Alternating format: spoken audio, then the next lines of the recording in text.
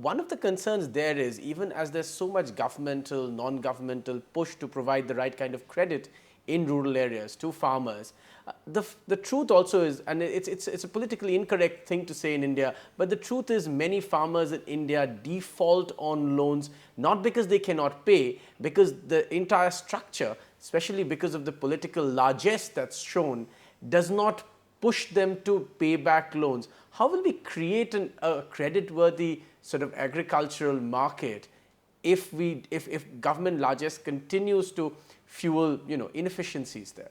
I don't think I mean, it's a legitimate point, and bankers often raise it. But let's face it, agriculture needs credit every 6 months. And loans have got written off once in 20 years or something like that. So quite frankly, it would be a pretty bad game to play, to default on your loan, hoping that there's going to be a write-off. There may be a write-off 20 years later, but I don't believe that farmers would actually risk complete choking of credit.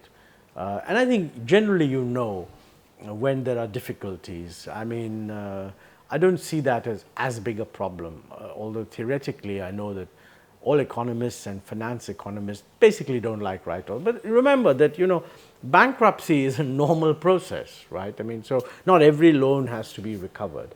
So I think as long as it's not going to a stage which is impossible, I don't think it affects banking behavior. I have a last couple of questions. You were talking about infrastructure. You've continuously talked about push in infrastructure.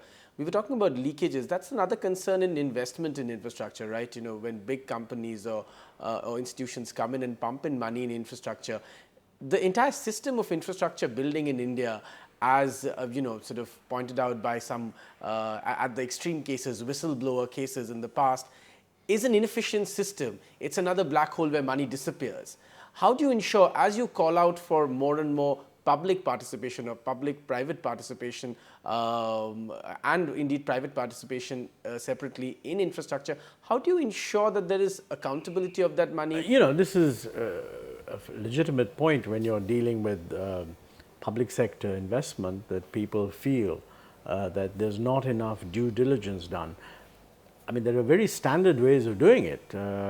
When a road is built, you can have random inspection by drilling a hole and checking out what the composition of the road is.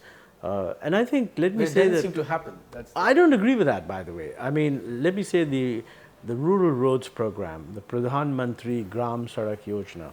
Now, that is ensuring connectivity to every habitation of 1,000 people in the plains and 500 people in the hilly areas, and it's almost completed.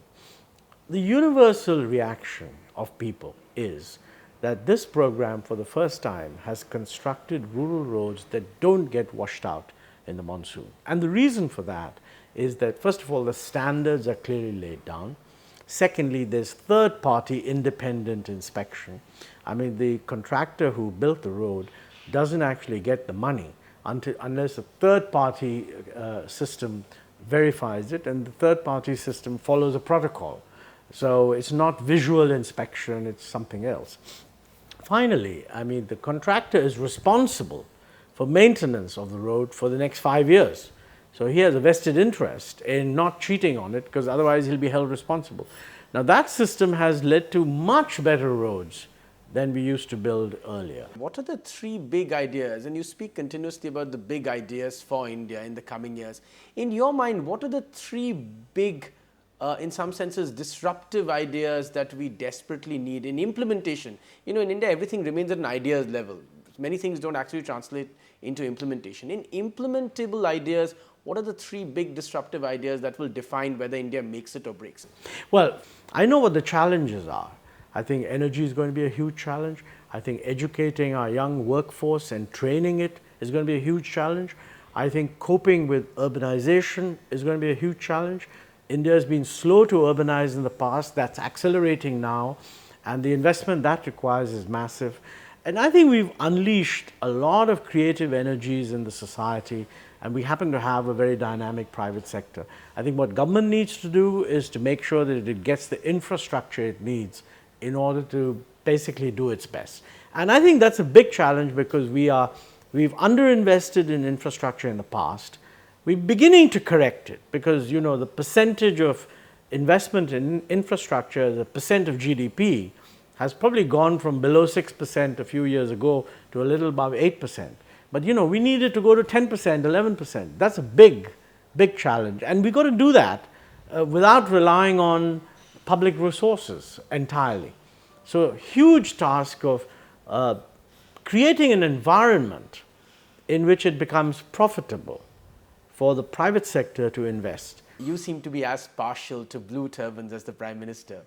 Is it inspired by the Prime Minister? Well, I don't think the color, actually I've been wearing blue turbans for quite a long time, but it's not true that I only wear blue turbans. I tend to wear blue turbans at work because, you know, you typically wear blue suits and you wear blue ties and whatever. Montek Singh Ahluwalia, thanks very much indeed.